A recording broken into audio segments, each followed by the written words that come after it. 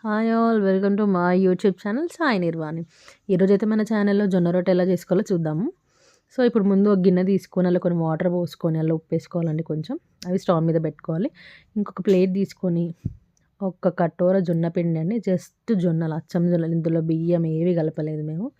Just జొన్నలే కడిగి ఎండబోసుకొని మెత్తగా గిన్నె పట్టించుకున్నాము. ఇప్పుడు ఒక కటోర పిండికి 2 రొట్టెలు వస్తాయన్నమాట. ఇక్కడ నేను చూపిస్తున్నట్టుగా పిండి కొంచెం మధ్యలో గుంతలాగా చేసుకోవాలండి. ఇక్కడ నేను చూపిస్తున్న సేమ్ ఇలా అనమాట. అయితే ఇప్పుడు మనం వేడి చేసుకున్న వాటర్ ఉంటాయి కదా, ఇప్పుడు ఆ వాటర్ అనేటివి కొంచెం వేడైనాయి కదా, ఇప్పుడు ఆ వాటర్ని ఇప్పుడు ఈ గుంతలో పోసుకోవాలన్నమాట. ఇప్పుడు పిండిలో పోసుకుంటూ వాటర్ అనేటివి వేడి ఉంటే చేయగలుగుతుంది కాబట్టి ఒక స్పూన్ తీసుకొని ఇట్లా రఫ్గా మిక్స్ చేసుకొని ఒక మూత వేసి పెట్టాలి. జస్ట్ 2 మినిట్స్ ఇట్లా ప్లేట్కి ఆవిరి అనేది రావాలి. ఇప్పుడు మనం చేయితో మంచిగా నీట్ చేసుకోవాలన్నమాట.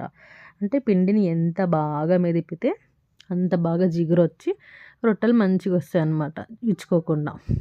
ఎంత మెదిపితే అంత జిగురు వచ్చి అంత బాగా అంత స్మూత్గా వస్తాయండి. మెయిన్గా జొన్న రొట్టెలకి టెక్నికే అది.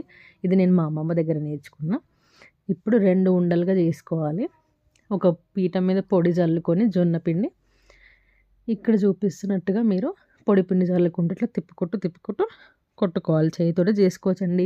స్టార్టింగ్ కాబట్టి చిన్న చిన్నగా చేసుకోండి. తర్వాత మీరు పర్ఫెక్ట్ అయ్యి ఇంకా మంచిగా పెద్దగా చేసుకోవచ్చు, పీట అంత వెడల్పుగా. ఇప్పుడు చూసారు కదండి, ఇప్పుడు ఎంబడి చేసేసుకోవాలి వేడి మీద. అలా అయితేనే అంచులు అనేటివి విచ్చుకోకుండా చాలా బాగా స్మూత్గా సన్నగా వస్తాయండి. ఇప్పుడు పెంక వేడవుతుంది కదా మనకి. ఇప్పుడు రొట్టెల పెంక అనేది వేడైనప్పుడు చూసారా, పీట మీద నుంచి ఎట్లా జారొచ్చేసింది మన చేయికి రొట్టె అనేది.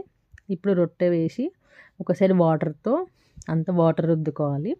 ఇప్పుడు మనం చపాతీ తీసుకునే చెంచా ఉంటుంది కదా, రొట్టెల కడిసే అంటారు కొంతమంది, దాంతో సైడ్స్ అనేటివి ఇట్లా ఒకసారి లేపి ఇంకా రొట్టె మెల్లగా టర్న్ చేయాలి. రొట్టె చూసారా మనం ఎంత బాగా మెదిపితే అంత బాగా వస్తుంది. చూసారా రొట్టె అనేది ఎంత బాగా పొంగిందో. ఇప్పుడు దీన్ని ఏ కర్రీ, ఇందులోకి కొంచెం లూజ్గా ఉన్న కర్రీసే బాగుంటాయండి. మేమైతే టమాటా మెంతం తింటున్నాం, మీరు కూడా ట్రై చేయండి, చాలా బాగుంటుంది. బాయ్.